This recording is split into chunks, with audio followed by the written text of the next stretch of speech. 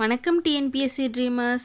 இப்போ நம்ம பொது தமிழ் ப்ரீவியஸ் இயர் கொஷின் பேப்பர்லேருந்து 10 கேள்வி பதில் 10 நிமிஷத்தில் பக்காவாக பார்க்க போகிறோம். வாங்க பார்க்கலாம்.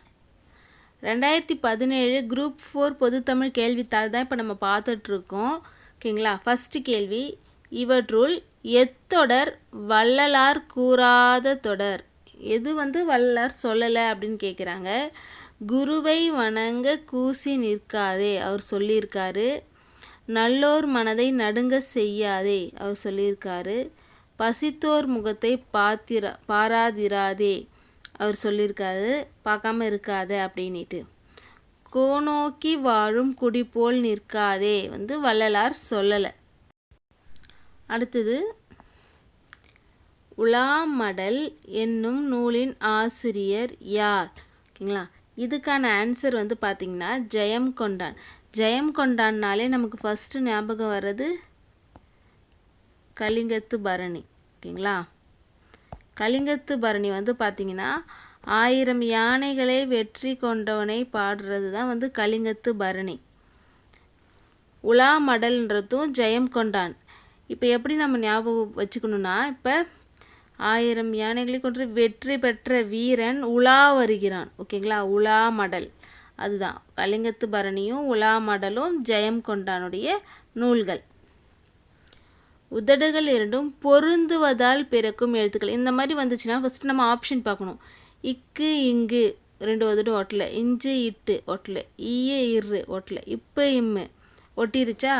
அப்போ இதுதான் ஆன்சர். உவேசா அவர்களின் தமிழ் பணியை பாராட்டிய வெளிநாட்டு அறிஞர்கள் 2 பேர். ஓகேங்களா? இது எப்பயுமே எப்போ கேட்டாலும் இது 2 பேர் தான். ஒன்று ஜியு போப், இன்னொன்று ஜூலியன் வில்சன். ஓகேங்களா? இப்போ இதுவே உவேசாவுடைய அடிநிழலில் நின்று தமிழ் கற்க வேண்டும் சொன்னது யாருன்னு கேட்டால் அது காந்தி. வெளிநாட்டு அறிஞர்கள்னு கேட்டால் இவங்க 2 பேர் தான், G U Pope, Julian Wilson. Next கேள்வி போலாங்களா? கண்ணன் என்பது டேஷ் பகுபதம். இப்போ நம்ம பார்ப்போம். பொருட்பெயர், பண்பு பெயர். ஒன்றன் பண்பை குறித்து வந்ததுன்னா அது பண்பு பெயர். ஒரு செயலை குறித்து வந்துச்சுன்னா அது வினை பெயர். ஒரு பொருளை குறித்து வந்துச்சுன்னா அது பொருட்பெயர்.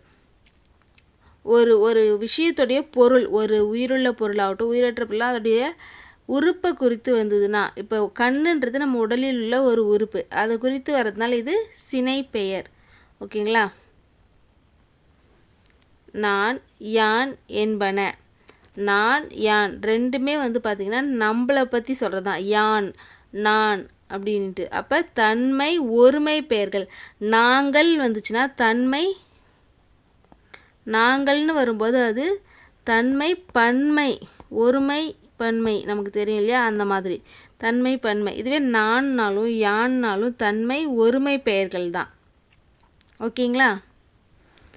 உயிர்களின் பரிணாம வளர்ச்சியை பற்றி கூறும் நூல். இதுக்கான ஆன்சர் திருவாசகம்.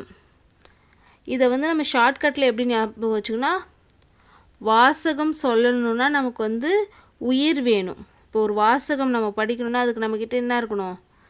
உயிர் இருக்கணும். அந்த வாசகத்துலேயும் உயிர் எழுத்துக்கள்லாம் இருக்கும். அப்போ உயிர்களுடைய பரிணாம வளர்ச்சியை பற்றி படிக்கணும்னா நமக்கு உயிர் வேணும். வாசகம் படிக்கணும்னா உயிர் வேணும். அப்போ திருவாசகம். ஓகேங்களா? ஷார்ட்கட்டுக்கு சொல்கிறேன், ஞாபகம். இப்போ ஷார்ட்கட்டான்னு தோணும். எக்ஸாமில் கண்டிப்பாக அந்த ஷார்ட்கட் ஞாபகம் வரும். மேரி கியூரி, பியூரி கியூரி இணையர் இணைந்து நோபல் பரிசு பெற்ற ஆண்டு. மேரி கியூரியும் பியூரி கியூரி இவங்க 2 பேரும் ஹஸ்பண்ட் அண்ட் ஒய்ஃபு. இவங்க 2 பேரும் சேர்ந்து எப்போ நோபல் பரிசு வாங்கினாங்க பார்த்தீங்கன்னா 1903. அதே போல் இவங்க பார்த்திங்கன்னா எந்த ஒரு குடும்பம் 3 நோபல் பரிசு வச்சுருக்கு அப்படின்னு கேட்டாக்கா இவங்களோட ஃபேமிலி தான் 3 நோபல் பரிசும் வச்சுருக்கு. ஓகேங்களா?